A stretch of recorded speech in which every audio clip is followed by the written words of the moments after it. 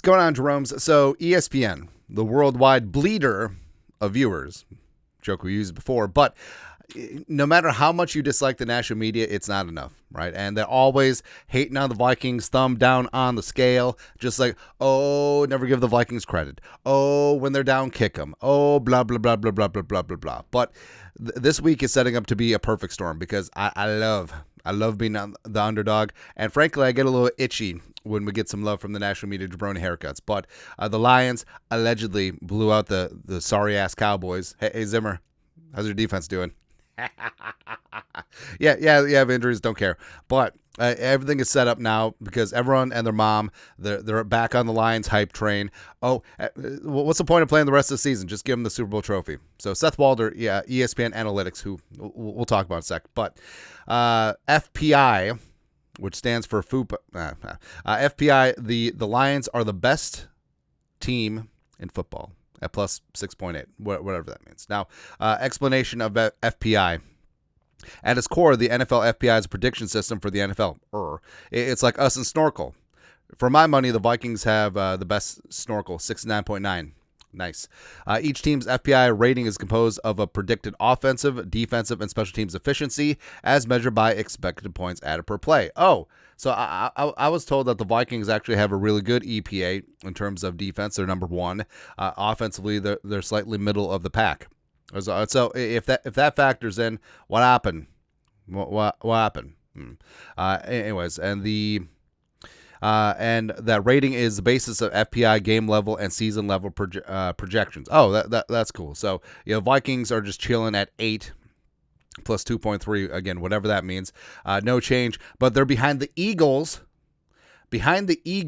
Who barely survived at home against the Browns and Deshaun. And honestly, it might be the worst offense in NFL history. And the Eagles barely survived it. You got the Bills. I respect the Bills. Sure. Whatever happens against the Jets happens. The Packers. Hey, congratulations for beating the Cardinals at home. Awesome. The Niners. San Francisco's trying to rise again. Respect.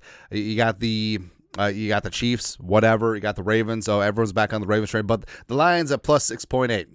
Just because they dog-walked the Seahawks, who had everyone injured. Same thing with the Cowboys on Sunday. So congratulations on all that, right? And also, remember, ESPN Analytics are the geniuses, the brain trusts that predicted that the Vikings would be 4-13 and end up with the number one overall pick. Spot on. Just fantastic, man. But the Vikings, like we said, have the number one EPA defense, middle of the pack in terms of offense. Now, the Lions, on the other hand, they have the number 5 offense and they're middle of the pack on defense. Oh, so that juxtaposition doesn't work? Okay. And also in terms of DVOA, the Vikings are numero uno by a pretty wide margin, by the way. Lions are 2 at 34.1%. So not saying, I'm just saying. Also, it's kind of good company to be in, like the Ravens, the Chiefs, and the 49ers. Hey, I was told that the Niners are bad because they lost to the Vikings. Oh, that's not true? Weird, man. But it's okay. It's all right. As every single week goes along, as the Vikings keep racking up and stacking up wins, 6-0, 7-0, 8-0, no big deal. The Vikings number one in point differential. Because remember, we found out the point differential is important in 2022, and also the NFC North. Hey, top 4 teams of point differential, the NFC North. But also you look at who the Bears and the Packers and the Lions have played, and then compare it to who the Vikings have played. I'm just saying, but it's okay. Every single week, this Vikings team goes 6-0. They beat the Lions convincingly at home. And then all of a sudden they moved to 4-0 in the conference, 2-0 in division to start. Things are looking pretty damn good. It's all right. And the Vikings have had 2 weeks off. O'Connell and Flores have 2 weeks to game plan. Justin Jefferson, he never brutalizes the Lions. Like, he never puts up numbers against the Lions. They obviously shut him down. Sure. And then the Flores, because I'm B Flores. Flores is just going to bring this Jared Goof offense down to earth. Hey, I bet you this defense could cover Penei Sewell and Taylor Decker. I'm going to do that, man. But it's okay. Like ESPN, you don't have to buy in. That's perfectly fine. We don't want or need your respect, but, I mean, they were already on the list, but now they're on the list again.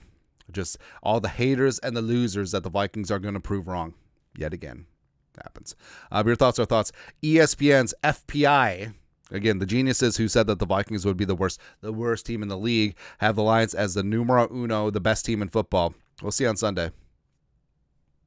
Let us know your thoughts, our thoughts, their thoughts. Comment section, you know what to do. Skol, production value.